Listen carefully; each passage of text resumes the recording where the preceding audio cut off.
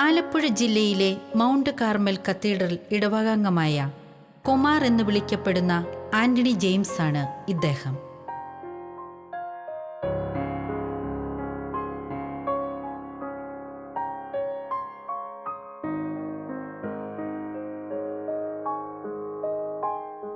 നന്നേ ചെറുപ്പത്തിൽ വീട്ടിൽ വെച്ച് ഒരു ജനൽപ്പാളി തലയിൽ വീണതിനെ തുടർന്ന് കാഴ്ചശക്തി പൂർണ്ണമായും നഷ്ടപ്പെട്ടതാണ് ഇദ്ദേഹത്തിന്. കൂടാതെ പോളിയോ ബാധിച്ച് കാലുകളുടെ ശേഷിയും നഷ്ടമായി. എന്നാൽ ഇന്ന് ഇദ്ദേഹം കർത്താവിനായി ശക്തമായി പ്രവർത്തിക്കുന്നു.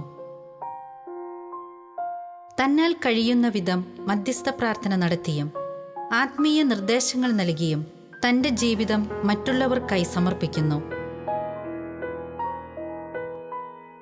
ഇതിനെല്ലാം അദ്ദേഹത്തെ സഹായിക്കുന്നത് പരിശുദ്ധയമ്മയും ജപമാല പ്രാർത്ഥനയുമാണ്. വിദ്യാഭ്യാസത്തിന്റെ സാധ്യതകൾ അസ്തമിച്ചപ്പോഴും ജപമാല പ്രാർത്ഥന കാണാതെ പഠിച്ച് ഉരുവിടുവാൻ ഇദ്ദേഹം തയ്യാറായി. തുടർന്ന് ഇദ്ദേഹം നേടിയെടുത്തതെല്ലാം കൈകളിലെ ഈ ജപമാല വഴിയാണ്. അണഞ്ഞു പോകാവുന്ന ഒരു ജീവിതത്തെ പരിശുദ്ധയമ്മ പ്രകാശമായി മാറ്റിയ ജീവിതാനുഭവം ഇദ്ദേഹം പങ്കുവയ്ക്കുന്നു. എനിക്ക് 4 വയസ്സിൽ ഒരു ജനൽപ്പാലം എൻ്റെ തലയിൽ വന്ന് വീണതാണ്. അത് വന്ന് വീണ് അന്നത്തെ കാലത്ത് ചികിത്സയൊന്നും ലഭിക്കാത്ത പക്ഷം അത് തലയൊന്നും പൊട്ടുകയും ചെയ്യില്ല, മുളയ്ക്കുകയും ചെയ്യാത്തൊരവസ്ഥയിൽ എൻ്റെ തലയിൽ വന്ന് വീണ്. അത് ഹോസ്പിറ്റലിൽ കാണിച്ചിട്ട് അത് പൂർണ്ണമായിട്ട് ചികിത്സ ലഭിക്കാത്ത പക്ഷം അത് തലയിൽ പഴുപ്പടിച്ച് പഴുത്ത് ഓരോ സ്ഥലങ്ങളിൽ പഴുപ്പിറങ്ങാൻ തുടങ്ങി. വലത്തെ കണ്ണ് ഇങ്ങനെ പഴുപ്പിറങ്ങി, വലത്തെ കണ്ണ് നഷ്ടപ്പെട്ടു പോയി, ഇടത്തെ കണ്ണ് കാഴ്ച നഷ്ടപ്പെട്ടു പോയി. കാലിലിങ്ങനെ മണ്ണ് കെട്ടിയിട്ട് കാല് വളച്ച് പിടിക്കാതിരിക്കാൻ വേണ്ടി നിവർത്തിയിടാൻ വേണ്ടി കാലിങ്ങനെ മണ്ണ് കെട്ടിയിട്ട് അത് വേദന സഹിക്കാൻ കഴിയാതെ ഞാൻ വീണ്ടും ഞാനിങ്ങനെ വലിച്ച് മുറുക്കിക്കൊണ്ടിരുന്നു. അങ്ങനെ 4-5 മാസം വരെ ഹോസ്പിറ്റലിൽ മരണത്തോട് മല്ലിട്ട് കഴിയുന്നൊരവസ്ഥ ഉണ്ടായി. എൻ്റെ അച്ഛൻ്റെ അമ്മയുടെ എല്ലാം പ്രാർത്ഥനയുടെ ഫലം കൊണ്ട് ഞാൻ ഇത്രത്തോളം എത്തിയെന്നാണ് ഞാനിപ്പം വിശ്വസിക്കുന്നത്. അത്രത്തോളം അവർ കരഞ്ഞ് പ്രാർത്ഥിച്ചയുടെ അവർ ഒരു ഭയങ്കരമായിട്ട് ആ പ്രതിഫലം, ആ ഒരു ഫലം അവർ പ്രാർത്ഥിച്ച് നേടിയെന്ന് എനിക്ക് ഉറപ്പിക്കാൻ പറ്റും. ആർക്കും വിട്ടുകൊടുക്കാതെ, മരണത്തിന് പോലും വിട്ടുകൊടുക്കാതെ തമ്പുരാൻ ആഗ്രഹിച്ച രീതിക്ക് വരുവാൻ വേണ്ടി തമ്പുരാൻ തന്നെ ഒരുക്കിയെന്ന് ഞാൻ അതിനകത്ത് പ്രതീക്ഷിക്കുകയാണ്. അപ്പോൾ എൻ്റെ അമ്മച്ചിയെല്ലാം ശരിക്കും ജപമാല ചൊല്ലി പ്രാർത്ഥിക്കുന്ന ഒരു കൂട്ടത്തിലുള്ളതാണ്. ശരിക്കും ജപമാല പ്രാർത്ഥന അമ്മച്ചിയെല്ലാം ശരിക്കും ചൊല്ലുന്നൊരു അമ്മച്ചിയായിരുന്നു. അതുകൊണ്ട് അമ്മച്ചിയുടെ ആ ജപമാല പ്രാർത്ഥന, പരിശുദ്ധ അമ്മയോടുള്ള ഭക്തിയും വണക്കത്തിൻ്റെ എല്ലാം ആദരവും ആ വണക്കത്തിൻ്റെ എല്ലാം അടയാളം കൊണ്ട് പരിശുദ്ധ അമ്മയുടെ സഹായത്താൽ ഇവിടെ വരെ എന്നെ കൊണ്ടെത്തിച്ചു. ഇതിനിടയിൽ ഈ സംഭവിക്കുന്ന മുമ്പ് തന്നെ എൻ്റെ കാലിൽ പോളിയോ കുത്തിവെച്ച് എൻ്റെ വലത്തെ കാലം തളർന്നു പോയി തിരുമ്മി കൊണ്ടിരിക്കുന്ന സമയമാണ് ഇങ്ങനൊരു ആക്സിഡൻറ്റ് എനിക്കുണ്ടാകുന്നത്.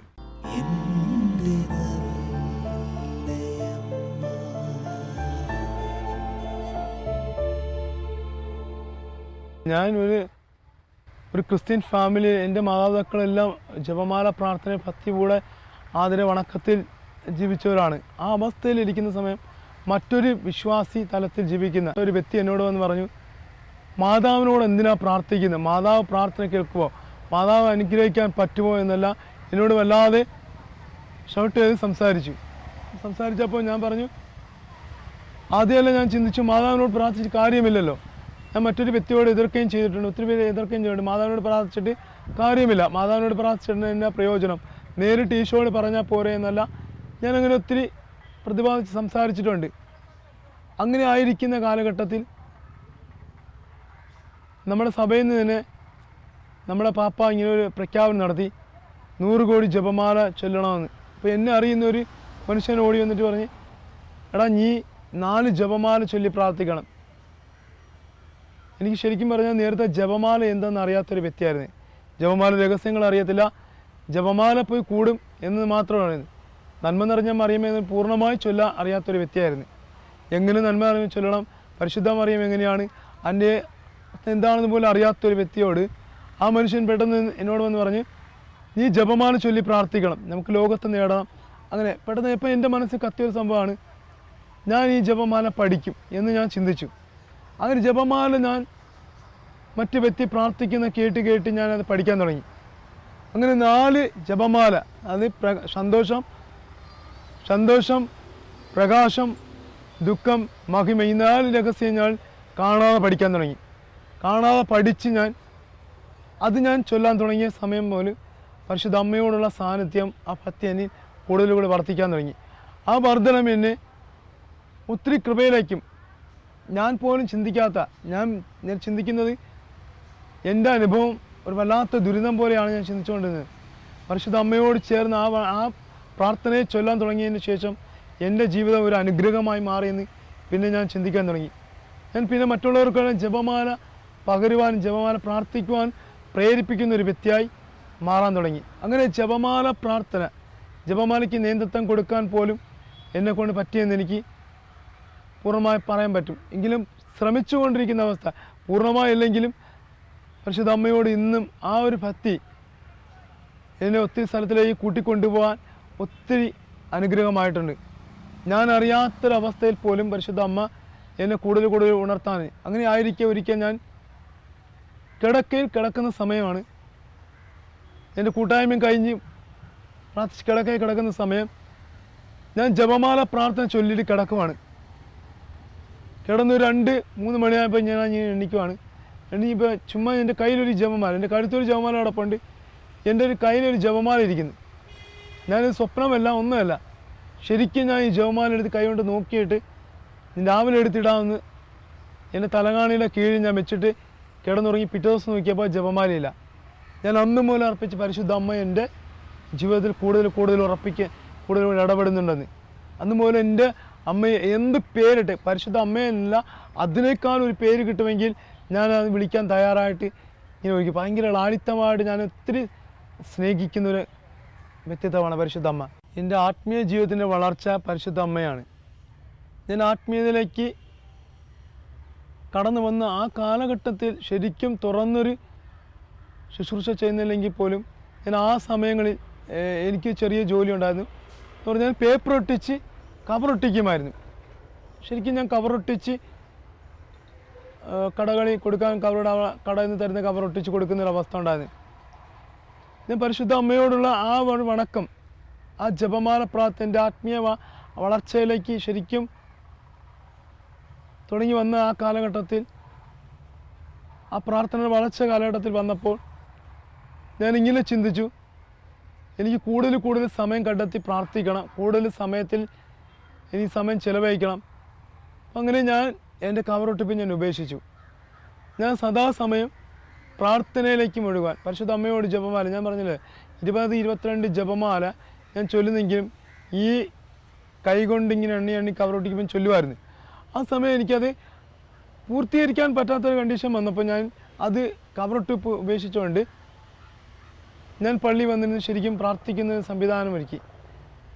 കിട്ടുന്ന സമയമല്ല പ്രാർത്ഥനയുമായിട്ട് കടന്നു പോകാൻ തുടങ്ങി. ആത്മീയ ജീവിതത്തിലേക്ക് ഇവിടെ ഊന്നി വളരുവാൻ ആഗ്രഹിച്ചു. അങ്ങനെ വളർന്ന്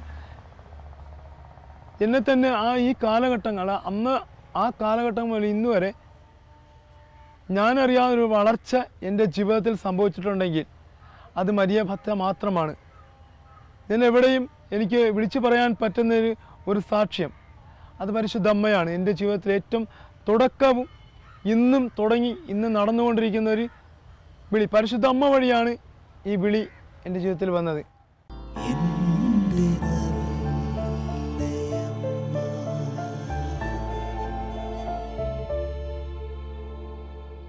ഞാൻ മധ്യസ്ഥ പ്രാർത്ഥനയ്ക്ക് എനിക്ക് ഭയങ്കര ദേഷ്യമുള്ളൊരു വ്യക്തിയാണ്. മധ്യസ്ഥം പ്രാർത്ഥിക്കാൻ എനിക്ക് ആഗ്രഹമുള്ള ഒരു വ്യക്തി കൂടിയാണ്.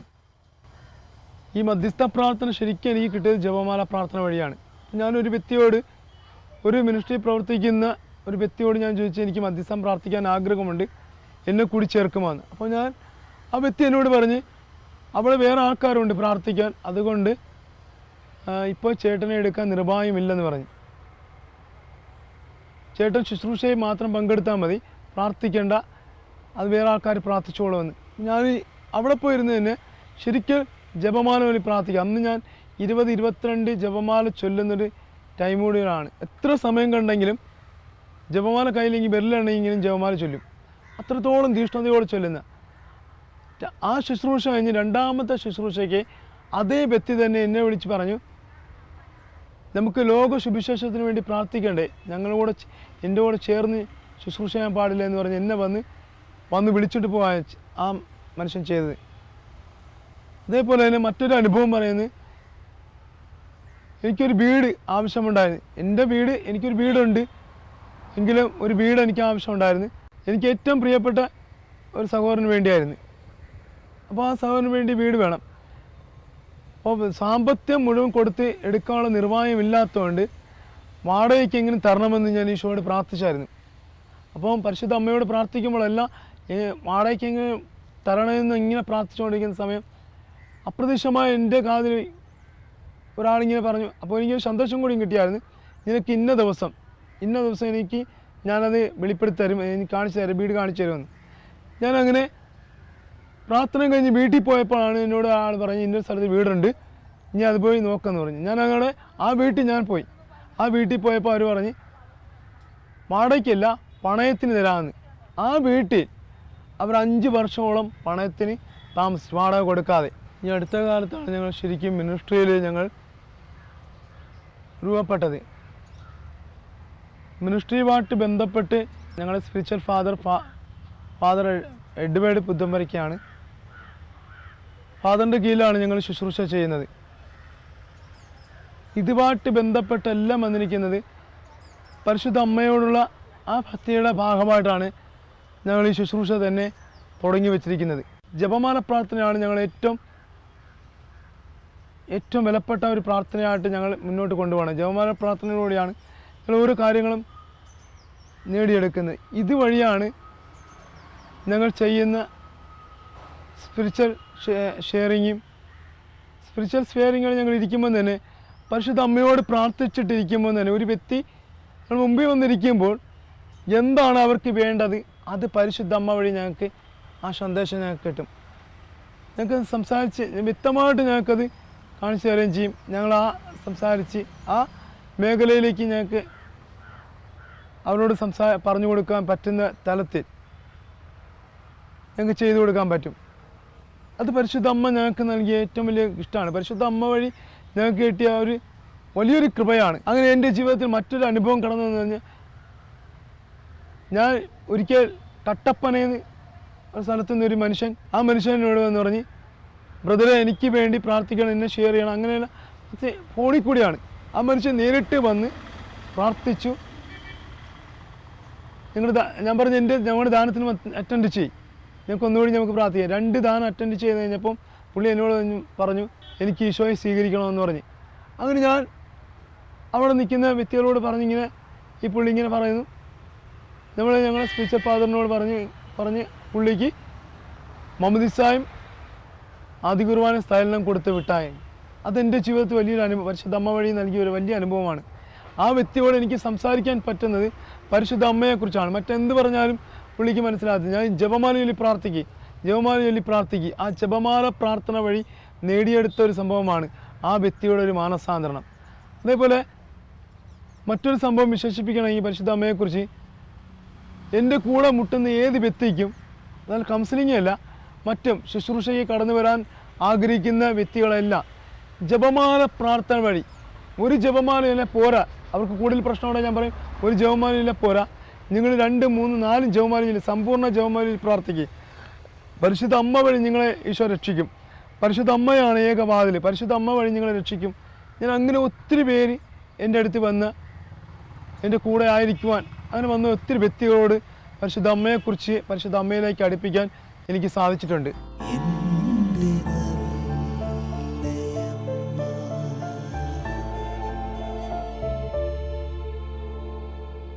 ഒരിക്കലും ഒരു കൊച്ചിനോട് പറഞ്ഞ് ഒരു അഖണ്ഡ ജപമാല പ്രാർത്ഥിക്കുവാൻ വേണ്ടി പരിശുദ്ധ അമ്മ വെളിപ്പെടുത്തിയെന്ന് എന്നോട് വന്ന് പറഞ്ഞു. അപ്പോൾ ഞാൻ പ്രാർത്ഥിച്ച് നോക്കി പറഞ്ഞ് നിനക്ക് റെഡിയാക്കാം. അപ്പോൾ അതിനുള്ള സാഹചര്യം കുറവാണ്. ഒരു അഖണ്ഡ ജപമാല കെട്ടുക എന്ന് പറഞ്ഞാൽ 3000 രൂപയുടെ മുകളിൽ പോകും. അപ്പോൾ സാമ്പത്തികമില്ലാതെ വന്നിട്ട് ഞാൻ പറഞ്ഞ് ഒരു സാമ്പത്തികമില്ലല്ലോ. അപ്പോൾ പരിശുദ്ധ അമ്മ പറഞ്ഞ് ഈ ജപമാല കെട്ടി നമുക്ക് ചൊല്ലണം. അപ്പോൾ ആ കൊച്ചിനോട് ചേർന്നാണ് പ്രാർത്ഥിക്കുന്നത്. പെട്ടെന്ന് ഈ കൊച്ചിനോടെന്ന് പറഞ്ഞപ്പോൾ എനിക്ക് സാമ്പത്തികം ഇല്ലാത്തതുകൊണ്ട് ഞാൻ പറഞ്ഞു നോക്കട്ടെ എന്ന് പറഞ്ഞു. അപ്പോൾ ഞാൻ അതിനുവേണ്ടി ഒരു ജപമാല ഞാൻ ചൊല്ലി പ്രാർത്ഥിച്ചിട്ട് ഒരു ചേട്ടനെ വിളിച്ച് ചോദിച്ച്, ചേട്ടാ അഖണ്ഡ ജപമാല കെട്ടുന്ന ആരെങ്കിലും ഉണ്ടോന്ന്. അപ്പോൾ ചേട്ടൻ പറഞ്ഞു ചേച്ചി ഉണ്ടോ ഞാൻ ഒന്ന് ചോദിച്ചു. അപ്പോൾ ഞാൻ പറഞ്ഞു ചേട്ടാ ഒന്ന് ചോദിക്കാൻ പറഞ്ഞു. അപ്പോൾ ആ ചേച്ചിയോട് ചോദിച്ചപ്പോൾ ആ ചേച്ചി പറഞ്ഞു ഞാൻ കെട്ടിത്തരാം, എനിക്ക് ഇത്ര രൂപ കൂലി അഖണ്ഡ ജപമാല കെട്ടുന്നതിന് 3000 രൂപ കൂലി തരണമെന്ന് 3000 രൂപ തരണമെന്ന് പറഞ്ഞു. അപ്പോൾ പുള്ളി എന്നെ വിളിച്ച് പറഞ്ഞ് എടാ 3000 രൂപ ചോദിക്കുന്നു. ഞാൻ പറഞ്ഞു ചേട്ടാ കാശൊന്നും ഇല്ല, ഞങ്ങൾക്ക് നോക്കാം പ്രാർത്ഥിക്കാം എന്ന് പറഞ്ഞിട്ട് അത് കഴിഞ്ഞ് 2 ദിവസം കഴിഞ്ഞപ്പോൾ ചേട്ടൻ എന്നെ വിളിച്ച് പറഞ്ഞ് അവിടെ ജപമാല കെട്ടി പൂർത്തീകരിച്ച് കാശും ഉണ്ടോ നമുക്ക് എടുക്കാമെന്ന് പറഞ്ഞു. അപ്പോൾ ചേട്ടനോട് ഞാൻ സംസാരിച്ചു, ചേട്ടാ കാശൊന്നും ഇല്ല എന്ത് ചെയ്യും. ആ ചേച്ചിയെ വിളിച്ച് സംസാരിക്കാൻ പറഞ്ഞു. അങ്ങനെ ഒരു ഒറ്റോറ് മാസം ചേച്ചിയെ വിളിച്ച് ഈ ചേട്ടൻ സംസാരിച്ച്. അപ്പോൾ ഒറ്റോറ് മാസത്തിലാണ് സംഭവം നടക്കുന്നത്. ജപമാലയുടെ അതേ മാസം നടക്കുവാണ്.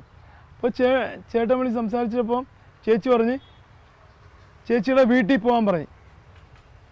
അപ്പോൾ ചേച്ചിയുടെ വീട്ടിൽ പോയപ്പോൾ എൻ്റെ കുറച്ച് കാശേ ഉള്ളൂ, ഓട്ടാക്കൂലിക്കുള്ള കാശ് എൻ്റെ കയ്യിലുള്ളൂ.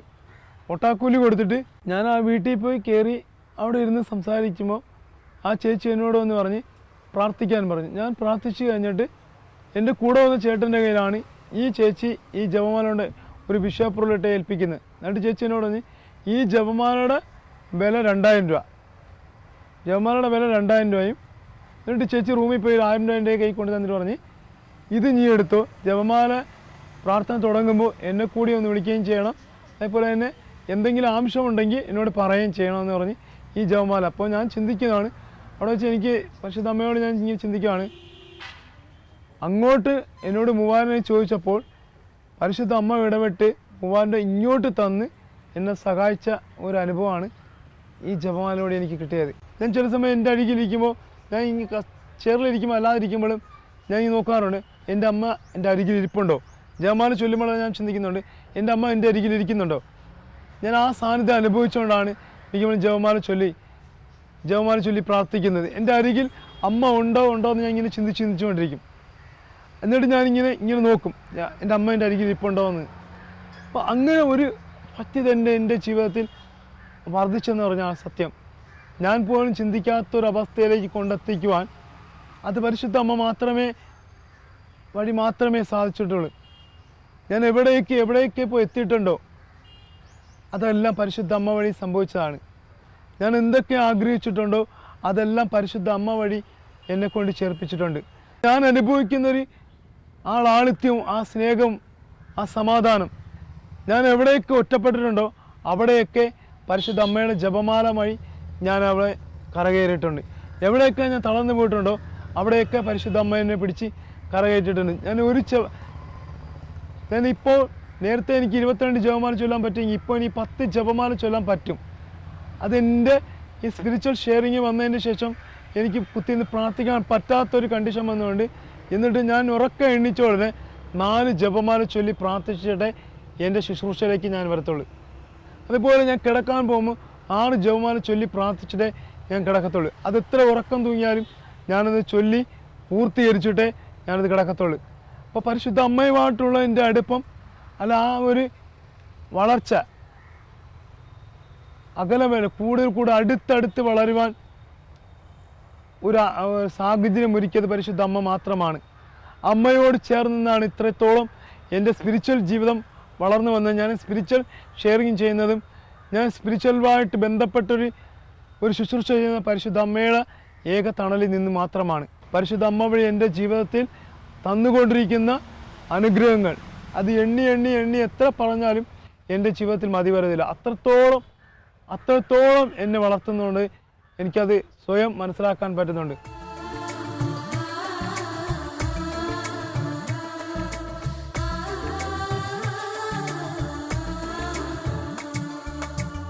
അമ്മേ അമ്മേ എൻ്റെ ആശ്രയമേ, അമ്മേ അമ്മേ